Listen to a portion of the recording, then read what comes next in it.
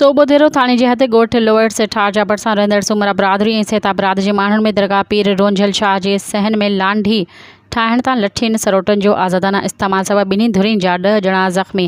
तालिब सेतो धुर जा 3 ॼणा, एहसान सेतो, शिराज सेतो, मोइन सेतो, सूमरा धुर जा 7 ॼणा, एजाज सुमरो, लियाकत सुमरो, अंगण कमन, उम्मीद अली, इमदाद हुसैन, मोहम्मद सुमरो समेत 10 ॼणा ज़ख़्मी थी पिया।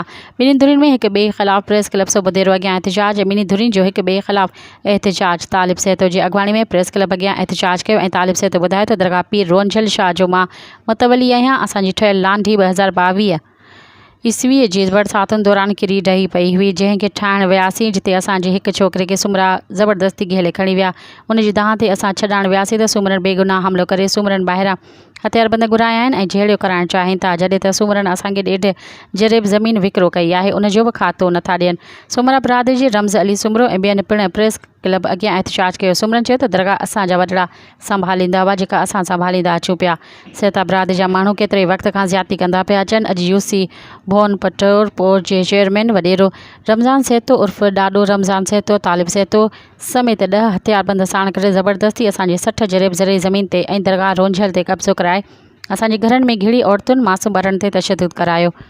7 ॼणनि खे ज़ख़्मी पिणु कयो आहे। ॿिए तरफ़ इल्ज़ाम हेठि आयल यूसी भोन भटपोर जे चेयरमैन वॾेरो मोहम्मद रमज़ान सेतो मीडिया वारनि खे ॿुधायो त मुंहिंजी सियासी मुखालिफ़त जे चवण ते सूमरा बिरादरी मुंहिंजे ख़िलाफ़ हिकु ॾींहुं अॻु मीडिया में वावेला कई। मुंहिंजो झेड़ींदड़ धुर सां को बि तालुक़ु न आहे, उहे सिर्फ़ु मुंहिंजी बिरादरी जा आहिनि। मां पुरअमन शहरी आहियां, कॾहिं बि न चाहींदसि त झेड़ो हुजे। ॿिए तरफ़ SHO सोबोधेरो मोहम्मद हाशिम हकिड़ो राब्तो करण ते ॿुधायो त झेड़ी जी इतला ते सरज़मीन पहुची ज़ख़्मियुनि खे इलाज लाइ पहुचायो। सेता बिरादरी पीर रोंझल ते लांढी ठाहिण जी कोशिशि कई, जंहिं तां झेड़ो थियो आहे। वाक़े वारे हंधि पुलिस मुक़ररु कई वई आहे। ॿिन्ही धुरियुनि जे कुझु माण्हुनि खे हिरासत में पिणु वरितो वियो आहे।